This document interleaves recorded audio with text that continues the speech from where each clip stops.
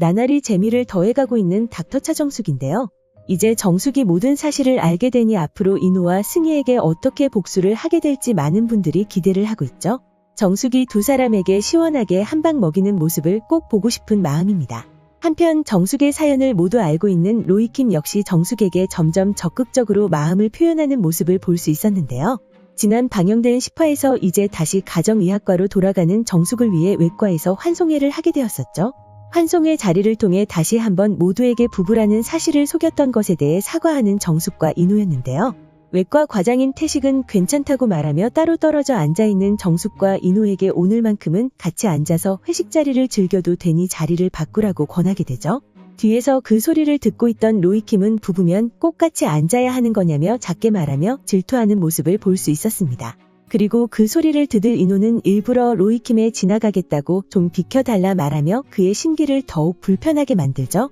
기분이 상한 로이킴은 밖으로 나가게 되고 한참이나 그가 돌아오지 않아 정숙은 로이킴을 찾아 밖으로 향했는데요. 정숙과 로이킴이 밖에서 대화를 하는 장면에서도 그가 정숙에게 호감이 있다는 사실을 확인할 수 있었죠. 로이킴에게 기분이 왜 안 좋냐 묻는 정숙이었고 로이킴은 누가 봐도 정숙 때문에 기분이 상한 게 티가 나지만 환자가 안 좋아져서 기분이 안 좋다고 거짓말을 하는 모습을 볼 수 있었습니다. 그리고 로이킴은 지난번 정숙에게 주제넘게 굴었던 점에 대해 사과를 하는데요. 정숙에게 왜 이혼을 하지 않냐고 답답해했던 로이킴이었죠. 사과를 하는 로이킴에게 정숙은 자신을 좋게 봐줘서 고맙다 말하며 그래도 자신에게 닥친 이 파도들을 잘 이겨내겠다고 말하는 정숙이었습니다. 로이킴은 그런 정숙에게 언제든 힘들면 자신을 불러달라며 말하며 언젠가 파도를 무사히 건너고 나면 자신에게도 기회가 있지 않겠냐고 말했는데요. 사실상 정숙에게 고백을 했다고 봐도 무방하지 않나 생각됩니다. 정숙은 그에 대해 아무 대답도 하지 못했지만 정숙 역시 마음이 흔들렸을 거라 생각되죠. 하지만 아직까지 이혼도 하지 않은 정숙이 벌써 로이킴에 대한 마음을 생각해 보기에는 시기상조이겠죠. 현재 시청자분들 의견을 봤을 때도 두 사람이 이어졌으면 좋겠다는 분들도 있지만 정숙이 인호와 이혼하고 로이킴하고도 이어지지 않은 채 스스로 인생을 찾아나가는 성장하는 모습을 기대하시는 분들도 많은 것으로 보입니다. 남은 시간 동안 계속해서 로이킴이 정숙의 마음을 두드리게 될 것으로 보이는데 정숙이 어떤 결정을 내리게 될지 궁금해지죠.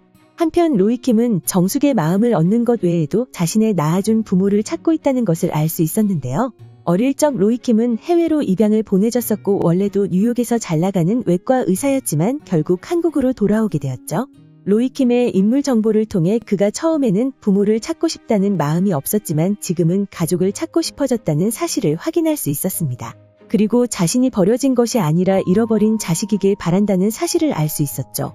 그래서 드라마 초반 자신이 입양되기 전 지냈던 수녀원을 찾아간 로이킴이었는데요.